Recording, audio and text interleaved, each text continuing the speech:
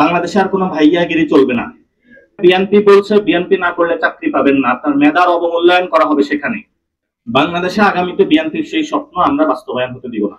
BNP consensus কমিশনে যে note of dissent গুলো দিয়েছে, আমি সেগুলোকে বলবো নোট অফ ডিসেন্ট নয়, নোট অফ চিটিং। আমরা এই গণ অভ্যুত্থানের পর প্রথম বাংলাদেশে বিভেদের সুর দেখতে পাচ্ছি, অনৈক্যের সুর দেখতে পাচ্ছি। এই বিভেদ এবং অনৈক্য উচকে দিয়েছে বাংলাদেশের একটি বড় পার্টি, সেটা হলো বিএনপি। গণ অভ্যুত্থানের পরে যদি ইতিহাসে লেখা থাকে প্রথম কোন দল বাংলাদেশে অনৈক্য জন্ম দিয়েছে, সেটা হলো বিএনপি।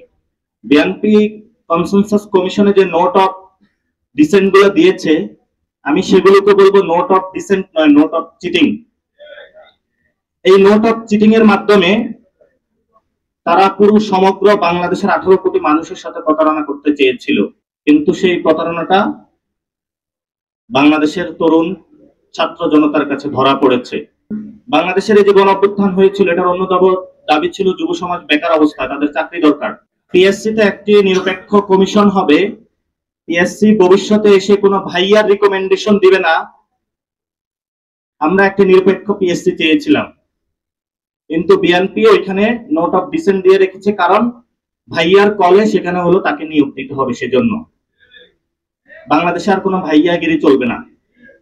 আমি পুরো বাংলাদেশের ছাত্র সমাজের কাছে আহ্বান জানাবো যে সারাদিন আপনি পড়ার টেবিলে বসে থেকে নিজের সমস্ত মা বাবার টাকা ব্যয় করে, জমি বিক্রি করে, এত পরিশ্রম করে পড়াশোনা করে একটি সরকারি চাকরির জন্য যখন যান, সেখানে বিএনপি বলছে বিএনপি না করলে চাকরি পাবেন না, আপনার মেধার অবমূল্যায়ন করা হবে সেখানে। এই জন্য যদি কনসেনসাস কমিশনের উপরে কোনো বিএনপি আঁচড় বসাতে চায়, ছাত্র সমাজকে ঐক্যবদ্ধভাবে আহ্বান জানাবো যে নিজের অধিকারটা আপনারা রাজপথ থেকে বুঝে নেবেন। আমরা দ্রুত ইলেকশনের ফেজে ঢুকতে চাই, কারণ যদি ইলেকশন না হয় তাহলে একটু লেট হবে। লেট হলে বিএনপি এবং আওয়ামী লীগ দুই ফ্যামিলি আবার ইলেকশন করতে চাচ্ছে তারা। বাংলাদেশে আগামীতে বিএনপির সেই স্বপ্ন আমরা বাস্তবায়ন হতে দিব না। এখানে তারা বলছে রাষ্ট্রপতি নাকি হলো অধ্যাদেশ বা প্রজ্ঞাপন বা আদেশ জারি করবে। আমরা বলি যে চুপ্পুর সেই কোনো বৈধতা নাই একজন খুনি যে সে বাংলাদেশের এই পবিত্র দলিলের আদেশ জারি করবে। যদি চুপ্পুকে দিয়ে আদেশ দেওয়ার বাংলাদেশে কোনো চেষ্টা চালানো হয়, তাহলে জনতা বঙ্গভবনে চলে যাবে।